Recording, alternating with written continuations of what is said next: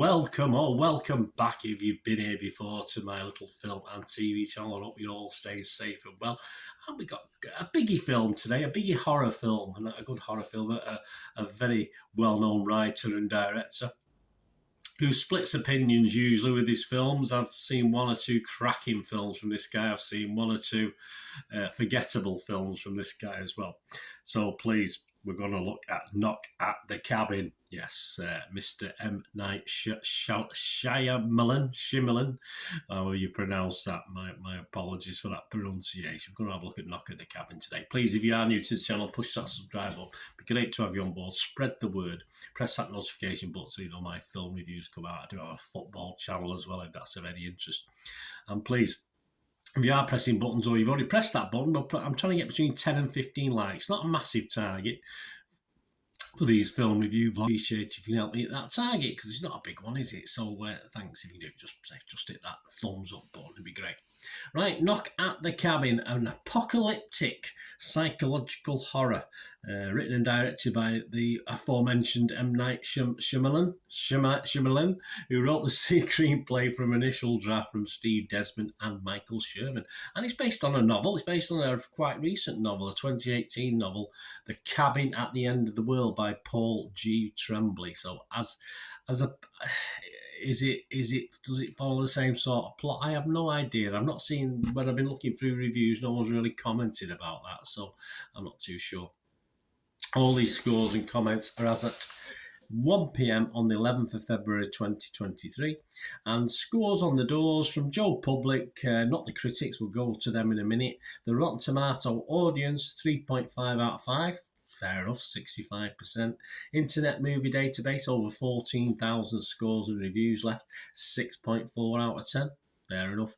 Metascore, the other critic site we look at, their users, only 5.9 out of 10, so just slightly under that magical 6 out of 10 figure. Film stars amongst others, well, not that many. It is Dave Bautista, Jonathan Goff, Ben Aldridge, Nikki Amuka-Bird, Kirsten Koo, Abby Quinn, and Rupert Grint. Yeah, there's some sort of film footage and TV footage. Obviously, various other actors do appear in it as well. And it's about a family of three. Yes, two guys and a little adopted girl. A family of three are vacationing at a remote cabin, but they are suddenly held hostage, yes, by four strangers who demand they sacrifice one of their own to avert the apocalypse. There you go. Yes, strange.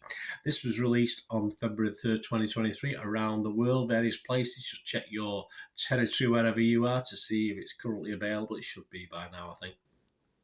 Right, let's have a look at the critics. What are the critics thinking? Rotten Tomatoes. The film has an approval rating of 68%. That's based on 273 reviews, 185 fresh and 88 rotten. And it comes out with an average of 6.3 out of 10. Let's name and shame, or name and acclaim, some of the critics. Nicholas Barber, he's from BBC.com. He said, maybe Shyamalan just doesn't, Shyamalan ding dong, I keep forgetting to say that, just doesn't possess the unsparing nastiness that this potentially upsetting story requires. Yes, it could have been darker, I must admit.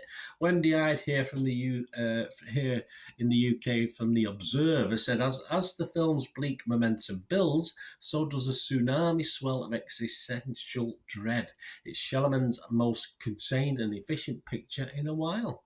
David Rooney, Hollywood Reporter, a joylessly literal movie that can't even milk gallows humour for the uncomfortable placement of Casey and the Sunshine Band's boogie shoes. But he actually quite like, you give it an okay mark actually, but a bit of a criticism there. The consensus on the site, although it's often less than scary and parts of the story don't bear scrutiny, it's a horror. It's not very often they do, is it? Knock at the Cabin is a thought-provoking chiller and upper-tier stuff. Okay. Metacritic, the other site we did mention before, their users, so they give it 63 out of 100, so that's okay, that's fine. That's based on 59 critics, 34 positive, 21 mixed, and just 4 rotten. Yeah, so mixed isn't a total disaster, is it? It scored anywhere between 30 out of 100 and 100 out of 100. Empire's Jason Dyer give it 80. He said, a harrowing economical thriller that will sit with you for days. This is Shyamalan's best film in years and the calling card for Batista in his strongest performance yet. Okay. The Guardian's Peter Bradshaw, 40 out of 100, said The Sixth Sense directors, what a cracking film that was.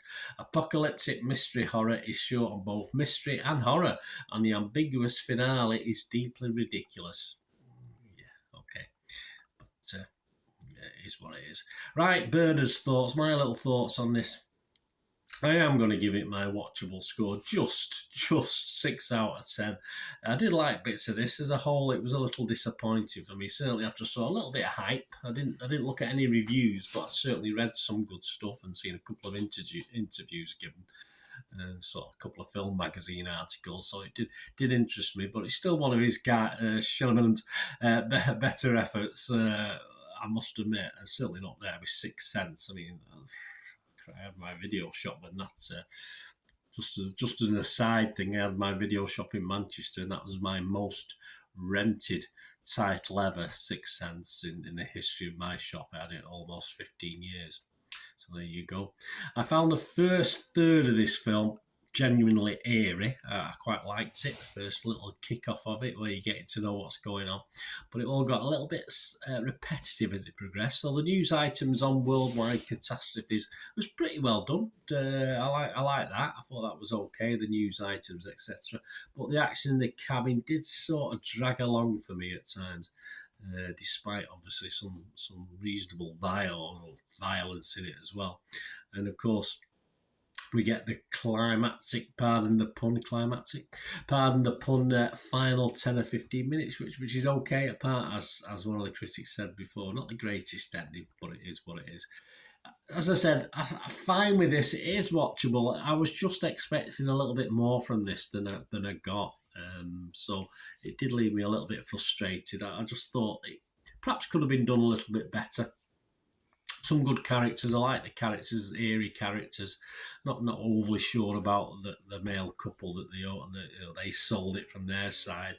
The little girl was very, very good in this, but yeah, it didn't all work, as I said. But yeah, I thought it would be better than what it was. Anyway, let me know what you think, guys. If you agree with me, or you loved it or you hated it, let me know. It'd be great to hear from you. Till we meet again, and last one thing, don't I? Please stay safe, everyone. Bye for now.